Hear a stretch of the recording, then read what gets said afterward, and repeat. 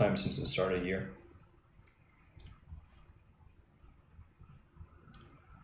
How life has gone for you after college. If you want to know, I'll let you know, man. Fuck. I'm gonna need to take a seat. I'm gonna need to take a seat for this one. But I'm happy to do it. I'm really happy to open up to you because you play the game. You know what's up, right? You're not trying to be a chump. All right, let's do it. I'm gonna go take a seat. Let's shit. There are no results. Only flights. Let me take a look at this. Okay.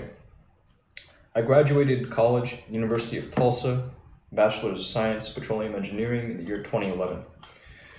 So, finished up in May.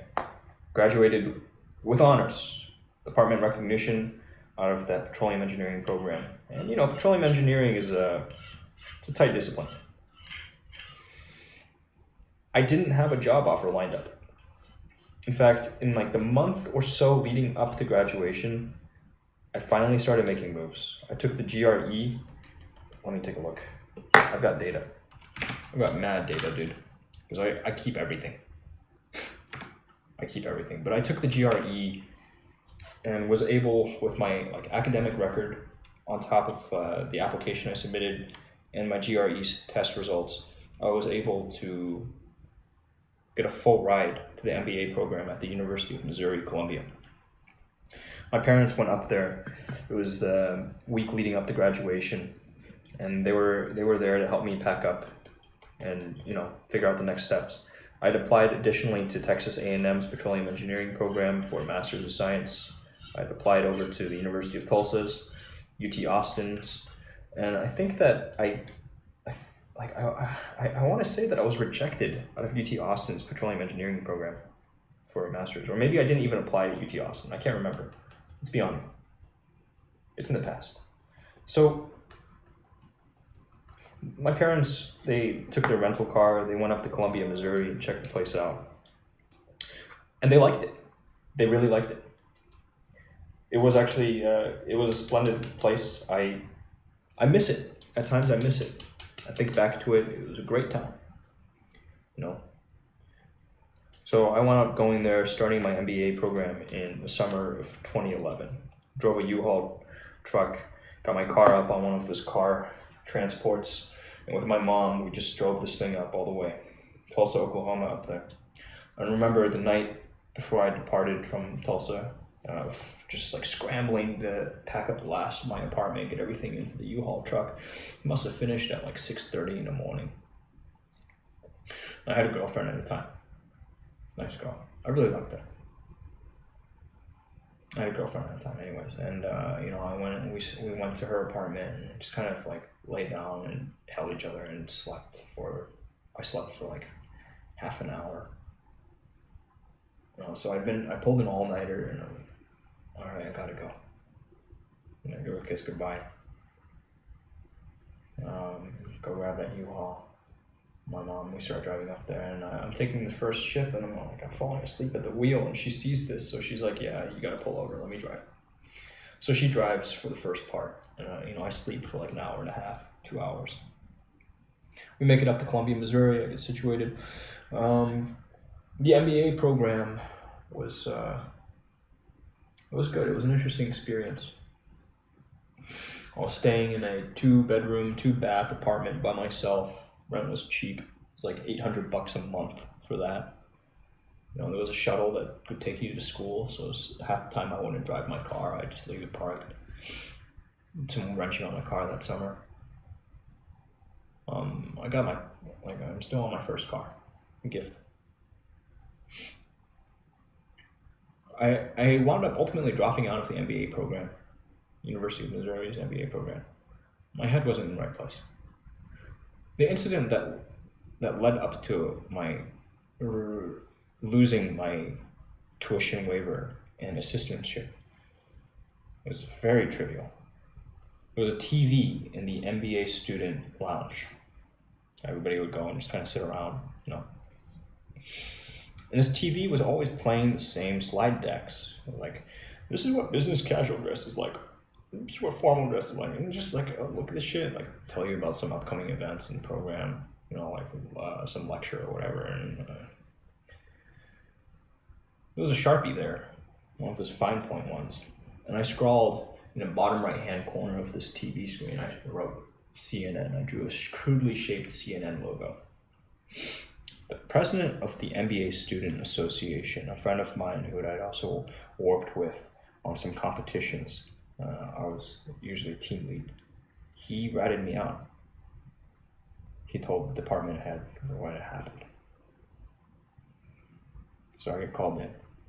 I mean, I've never been, I've always believed that saying the truth will set you free. So I asked if I'd done it. I told him yes, I had. I asked why I did it. I said, well, because that TV is really not helping us. You know, we do better to have some like business news up. Keep the ear to the street, you know? And I heard this and I'm like, okay, well, look, incidents like this, we have to kick over to the student conduct. You talk to this person and that person, there's gonna be like $100 fine or whatever. And I said, like, well, let me just clean it. All you need is like a little bit of rubbing alcohol and a fucking Q-tip. I'll clean it. Like, no, we can't have you doing that because you might damage the TV, blah, blah, blah. All right, fine. So I get sanctioned by the university, told to write like an apology letter or some shit, you know. This is one semester remaining in my program. So we just wrapped up the fall 2012. And I'm back in Houston then for the winter break. My parents had just moved back. And we're out at dim sum one day, and I got in this email just earlier. They pulled my assistantship, and they pulled my tuition waiver. They wanted me to pay everything for my final semester. I told them, yeah, this happened. I don't want to continue this schooling. Leading up to this point, I'd taken some classes. One of them was called Launching a High Growth Business Venture. I started following along these like business blogs. I'd always liked Tim Ferriss, and I'd come across Chris Guillebeau, who became popular for his $100 startup. All right. Went back to Columbia, Missouri after winter break, and I just looked at what I had, the resources I had around me. And I started trying to build something. I always wanted to build things. Let's see. My brother was attending school. He was out in St. Louis, and my parents went up to visit. They drove up to visit for spring break. And I stopped by Columbia, Missouri, on the way back. And, you know, something about family, sometimes it just stresses you out. I was nagging, you know, and I just had enough, so I just left my apartment. I went and I met with one of my neighbors and just smoked a bit. And I went back down to my apartment unit, and my parents are up, and then they start grilling me, like, where have you been? What are you doing? We're here, we're leaving tomorrow. How come you're staying up late? Blah, blah, blah, you know? And I'm fucking high. I'm just like, I don't want to deal with this. I don't want to talk right now. And looking at me like, wow, why are your eyes like that? Are you high? Yeah. I just don't want to deal with this. You know, I'm going to go sleep it off. And they freak out. You need to come with us tomorrow. You need to pack your things. We're going to get you into a rehab place. Like, we're going to get you into a clinic. No, I don't need that. I just need to sleep. I'm fine. They sleep it off. Next day, they're still like, yeah, you should come with us. I said, no, I'm fine. I'm going to take care of myself here. So they go off.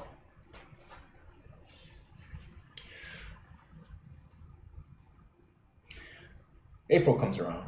What's going on in April? I was seeing this girl, a friend of mine from back in the day, back in high school. And she wanted to see me again. She was going to school at Austin, UT Austin. She had a nice little 1-bedroom, 1-bath apartment. Parents bought her. She was like, yeah, I want to see you. I miss you. So I said, okay, well, I'm not up to much. I'm trying to build out my life such that I can be a road warrior. I can do my work anywhere. So I drove down there. Spent some time with her. Still have photos from that trip. And then, with my parents being back in Houston, and Houston only being like 2 hours away from Austin, I figured, all right, I'm gonna go surprise them. So I surprised them, like, hey, I'm here. Stayed with them for a couple of nights, just check things out again. And then, I visited again with the girl, and then drove back to Columbia, Missouri. And then at some point, they just insisted, like, you must, you're not doing anything, just like move back in with us, boomerang back home. I said, okay, fine, whatever. I'm still trying to do stuff, but okay, I'll move back in with you. So, mom comes up to help me move down. Get another U-Haul. Get my car again up on that vehicle transporter on the U-Haul, and we towed it all the way down Columbia, Missouri, down to Houston, Texas.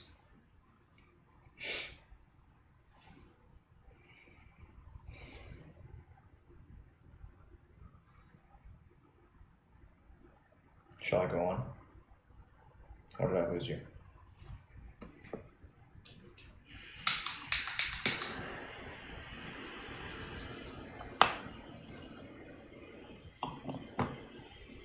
All right, I'll continue. So, back in Houston, Texas, boomerang back in with my parents. This is spring 2013. One of my key takeaways from the experience of graduating with a petroleum engineering degree near the top of my class, and believe me, I have a spotty record too, right, with internships. So, one of my key takeaways was that I didn't really do well with the small talk. And I understood that, hiring managers, everybody's always trying to assess for fit in an organization.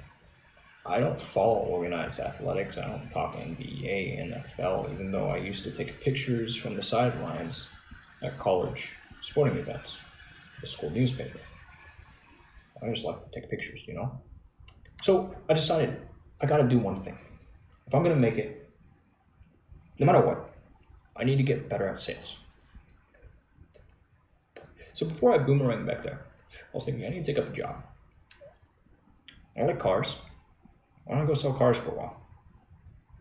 My mom and dad, they both have bought cars recently because they moved back to the U.S. not too long ago. And I was like, okay, yeah, you should go down to the dealership where I bought my car, and they're not too far away. Maybe they have job openings. So I went down to this Mazda dealership, talked to the sales manager, and said, yeah, I want to sell cars. And then next thing, I'm selling cars. New cars. Mazdas. I started in the spring. I had, I think, Wednesdays off and some other day. I can't remember what days off. It was Wednesdays and Sundays. Dealerships in Texas are all closed on Sundays, so we get Sundays off, and then I got like something in the middle of the week off. Maybe it was Thursday.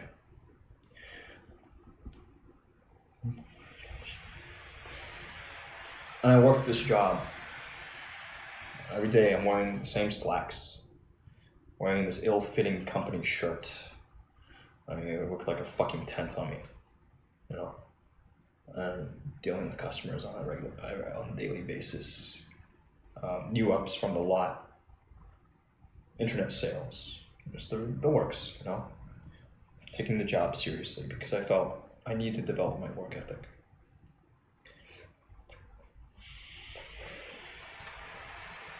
I worked through the summer months selling cars. Didn't move a lot of units, maybe only like 7 or 8, maybe 9 in my best month. It was nothing, right? I always hoard the cars out too. I would just a customer is like, yeah, can you go talk to your manager, see if there's a little more room? And I'd just say, I would represent to the manager, yeah, the customer's like, this guy's a real stickler, I'm trying here, but I didn't give a shit. After all, the compensation per unit sold, like getting anything above rock bottom invoice pricing for us, they barely compensated us, So I didn't give a shit. I just wanted people to be happy. So I hoard out, like every single car I sold, I hoard out. No, except for this one Japanese guy who was like, yeah, I need a Mazda 6. I want it white. I'm gonna take a touring model. How much is it? Okay, here.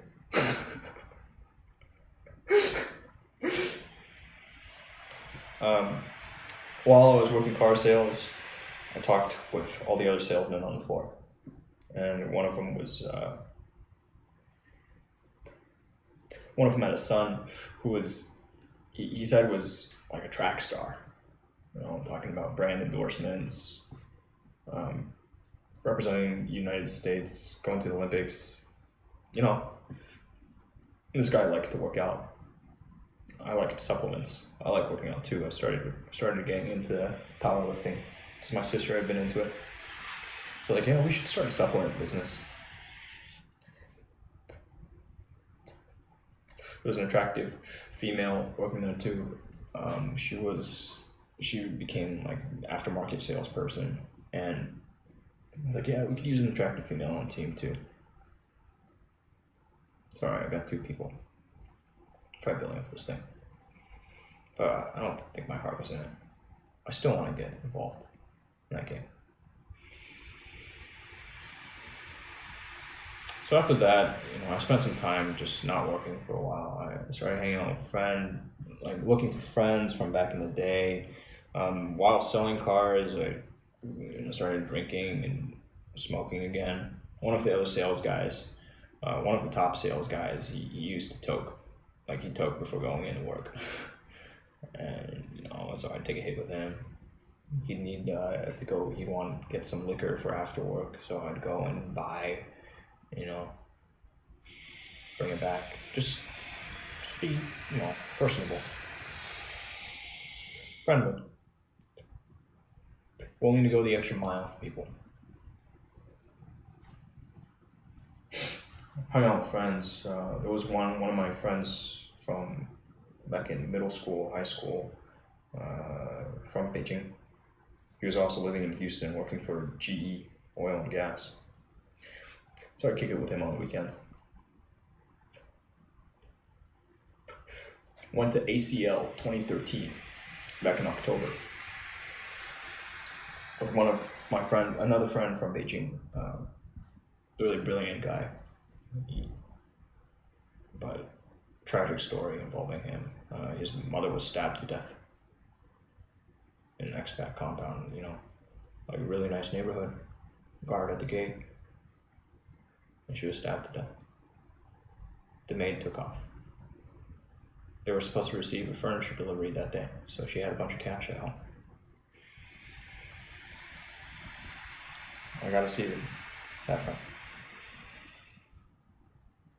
Jeff.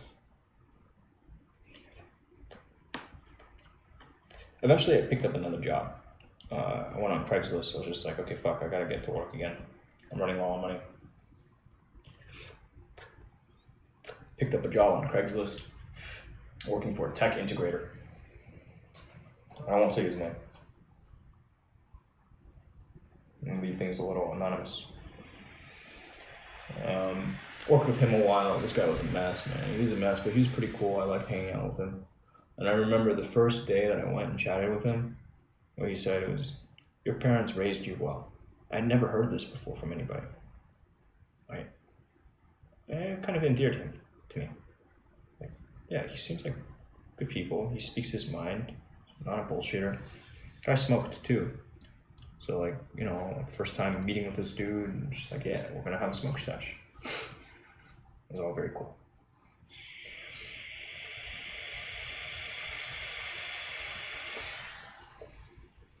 I worked with him for 2-3 months, maybe 2 months, and he was having trouble paying me. I negotiated up my rate from his original offer. He's like, yeah, I get a feeling you're gonna be worth it. I ended up having to take him to small claims court, and went to mediation. I got paid a bit, but it was a lot of headache. I was just like, fuck you. The fact that you tried to take money from me after I gave you my time and we had an agreed upon rate, like, yeah, I'm gonna sue your ass. I'm gonna waste your time for wasting my time. It's kind of how I was thinking back then.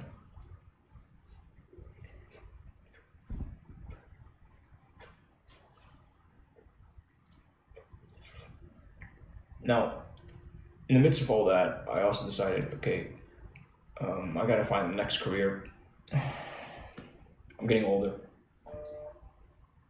Gotta find something to do.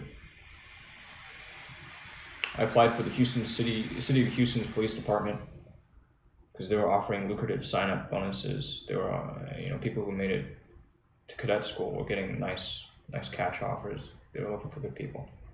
Like, yeah, I could do that. Try to make the organization better from within.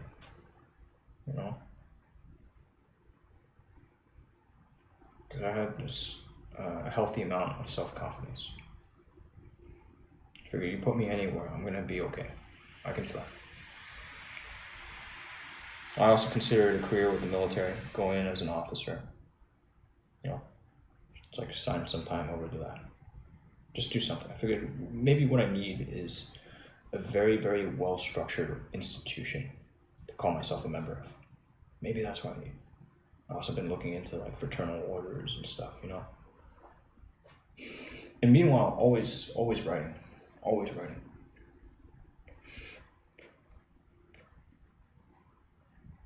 Writing to help myself get over the past. Writing to help myself make sense of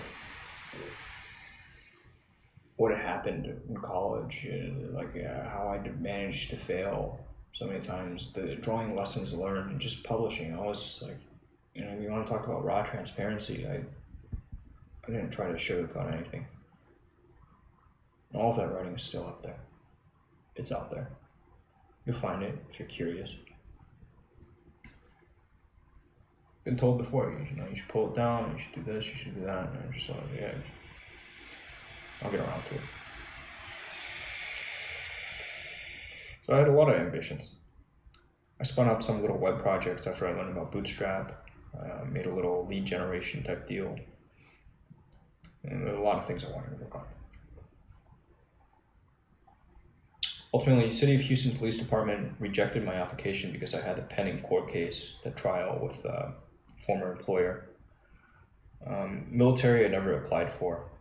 I thought about it, I was just like, it's kind of scary. Like, I imagine I would do well on this SFED, whatever it's called, but I don't know if I want to give many years of my life to this. I don't know if I'm ready for that type of commitment. Better not to do it.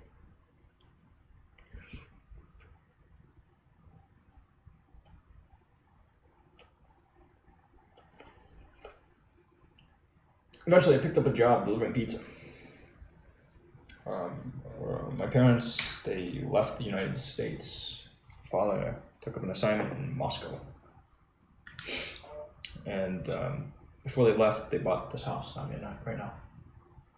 Because in Moscow, they'd be staying inside of an apartment that was already furnished. And, we've been around. We have a lot of shit. So they needed a place to put their shit. And like, okay, we also have our son living with us. So they decided to buy this house. Fill it up with all their shit. I had a buddy from college, William. He was also like kind of on the rocks, trying to reinvent himself. Get back up on his feet. He had some inkling of a clue where he wanted to go next. I said, okay, like, you're looking for a place to stay, why don't you move in with me? I'm not gonna screw you for rent. I allowed him to rent a room in this house for $500 a month. And we'd split the utilities. And we lived together for a year. My parents were very upset, very disappointed. Like, you didn't clear this with us, it's our house. Just like, yeah, he needed help. My buddy needed help getting back up on his feet. I wanted to help. Because I have this house. I'm here.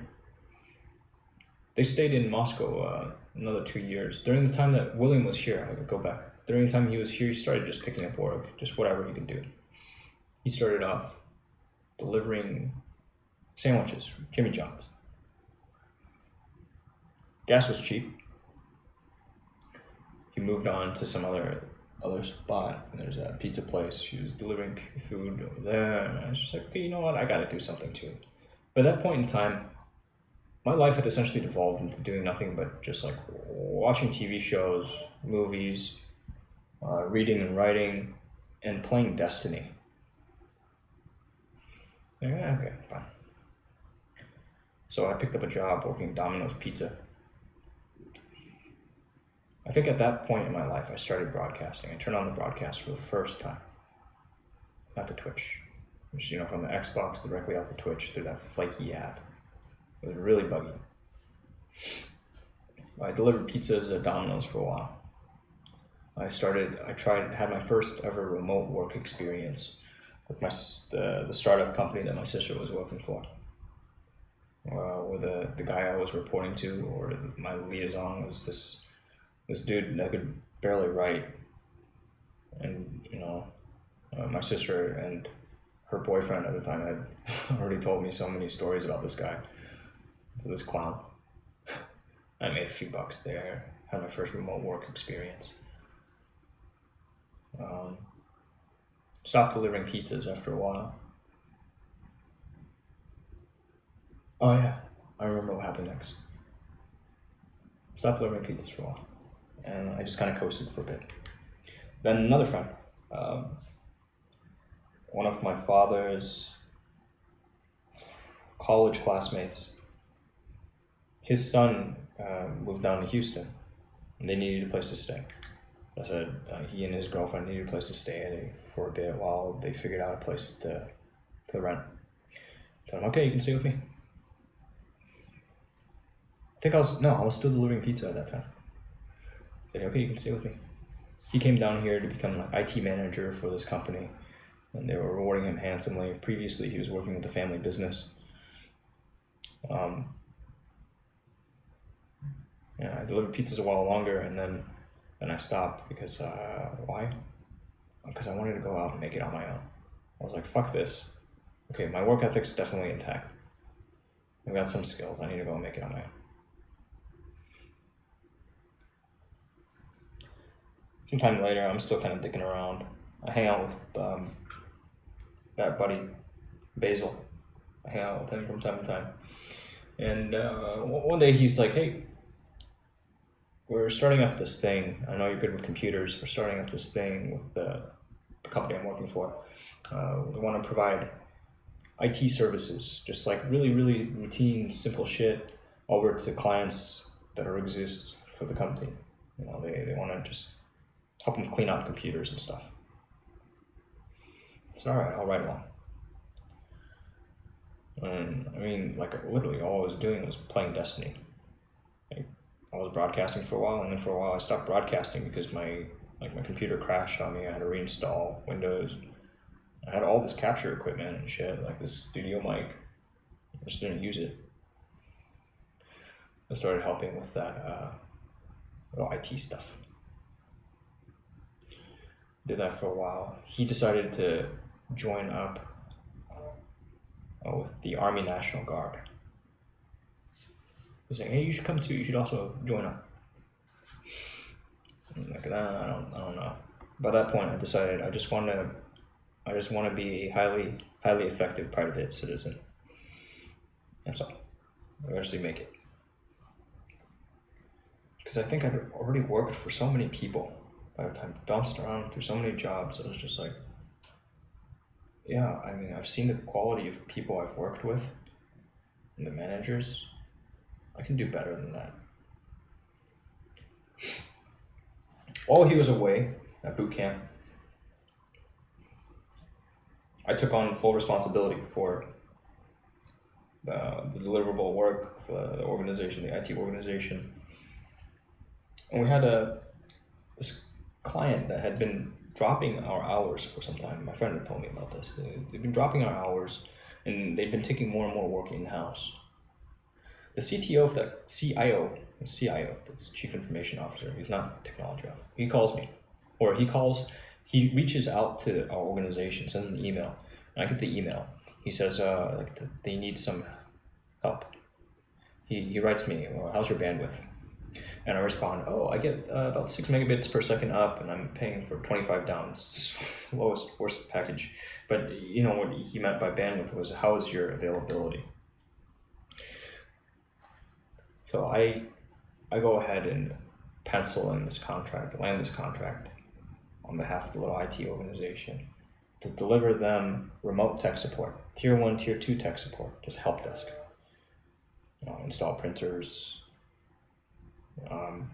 Gee, I can't figure out why this thing isn't working. I'm getting this error message. And I just stuck it to the company's pre-established rate. I didn't up it, I didn't lower it. It's like, okay, that's it. And I'm the sole guy who can deliver. I do this for about a month. And I reach out, during that time, I reach out to the boss man, my friend Basil's boss. I reach out to him. I say, look, you need to pay me more. I think the split was a really bad split. Lion's share going over to the company, very little coming down to me. I'm squeaking by at something like fucking $15 an hour or some shit. I recognize, all right, I'm in a good position here. I've got leverage because I'm the one guy who can deliver right now. My buddy's off at boot camp. And the business owner, he's off at some conference. He's like, this, that, I'll get back to you, or whatever. And he blows me off a couple of times, but I insist. You gotta up that rate. Right now, you're doing a 30% split down to me. I want 80. I want to take 80. And he's like, but you understand that this business, you wouldn't be doing anything if you're writing off of my reputation here, blah, blah, blah. I was like, yeah, but I know that if you want to keep good people around, you got to compensate them right. Ultimately, he writes back to me. He's like, yeah, it's not going to work out between us. I say, okay. I drop out. About this time in my life, something really big happens. I shared the story in part. I'm not going to talk about it right now because it would add way too much time to this. It's already pretty lengthy. Ultimately, I pick up the contract again, this time independently contracted over to the organization. And, so I took a pay raise. I went from 15 up to it was $65, $70 an hour just to do tier 1, tier 2 help desk. It was great. I was working part-time at home. So, boom. For the first time since the year 2009, the summer of 2009, I got a pay raise. I felt great. I felt like I was on top of the world, man. And even though this big thing had happened, a thing that we'll not talk about now, I was like, I can do this. Things are gonna be great. Contract eventually lapsed. The guy, the CIO, reached back to me. He's like, yeah, we're not gonna need you anymore. I was pretty truant about it. I was supposed to be 8 o'clock, 7 o'clock in the morning, but I was getting up at 9, 10 to start the day. And, just playing video games or doing whatever else and working this remote job, it was good. Alright, so no more work again.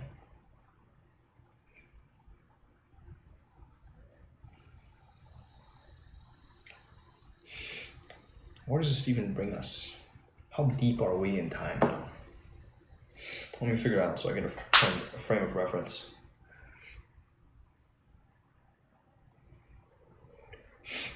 I can tell you that I started hanging out with this girl. I won't name her because it'd be unfair to her. Start hanging out with her, I would kick it, and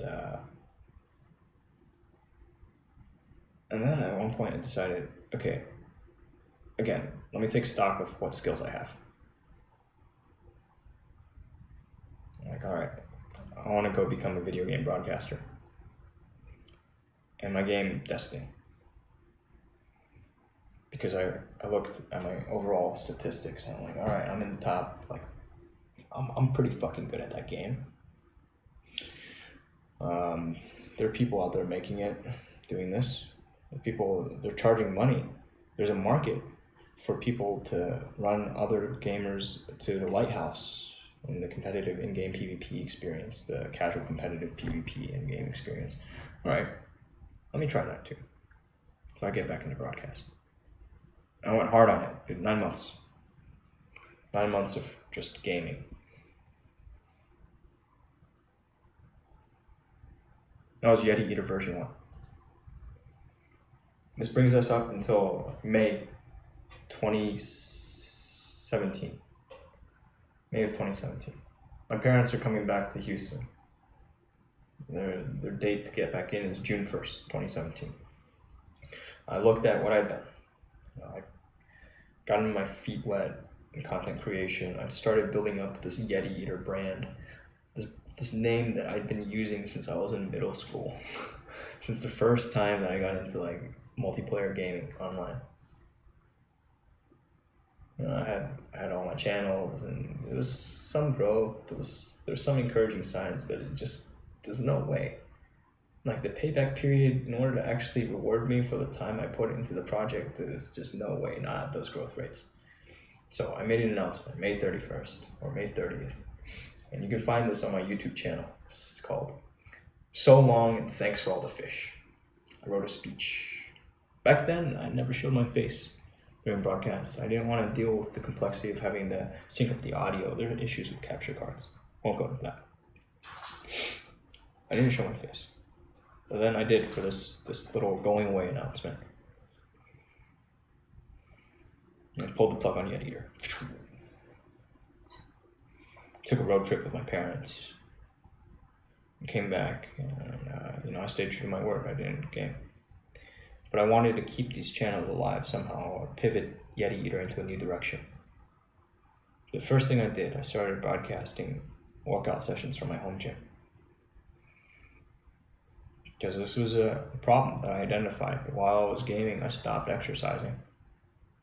I gave up hanging out with that girl to just try to grind out content creation and become a broadcaster. You know? I was putting in the hours, I wasn't seeing the results. I just wanted my work to stand on its own merit. I wasn't marketing effectively. I wasn't throwing money into it, just bootstrapped from the ground up. Like I said, I was a good player, so there's a guy, NDS Talent, who I'm actually going to be talking to in 4 hours and 50 minutes. He's a partner broadcaster here on Twitch. And named for himself by just grinding it out. Grinding out Destiny. I did carries with him on a couple of sessions. But there's just no growth. So here I am exercising because I recognized that was a big deficiency. And I have some goals. All right, I gotta get back into the weights. This is my home gym. If you haven't seen it yet, I'll show you. So you can see I got the cage. I've got the weight tree. 2 benches. The original bench came with this 1 Olympic bar. This is a new one. My sister invested in this Olympic bar. I won't say the name because the company's affiliate program is shit. Like, fuck you. If I can't make money, you're not gonna make money off my recommendation. So I got back into that. Regular broadcast from my home gym. 3 days a week, Monday, Wednesday, Friday. Always there, always there. Started building it again, building the channel. People who came to know Yeti Eater from the version 1.0 effort were like, what's going on here? Some people unsubscribe, move on with their lives. Some people ask, like, where are you gonna be? When are you coming back to the game? They say, until there's a compelling reason for me to pick up the gaming again, I'm not gonna do it. Destiny 2 comes rolling around, I fell back hard. I fell back so hard because my buddy Pull Request, he also got into it, and I was like, I missed out on the really early days of Destiny 1. Maybe this is a moment that I can do something good here. So start broadcasting Destiny 2.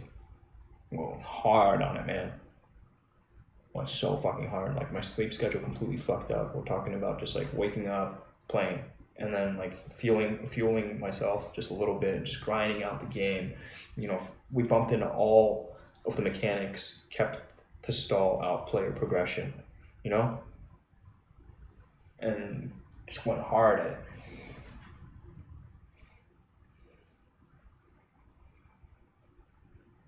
Skipped the gym for a good while. Just went back on everything. We got no results. So, you know, this isn't worth it. I didn't really make that decision until fairly late, after the PC release of the game.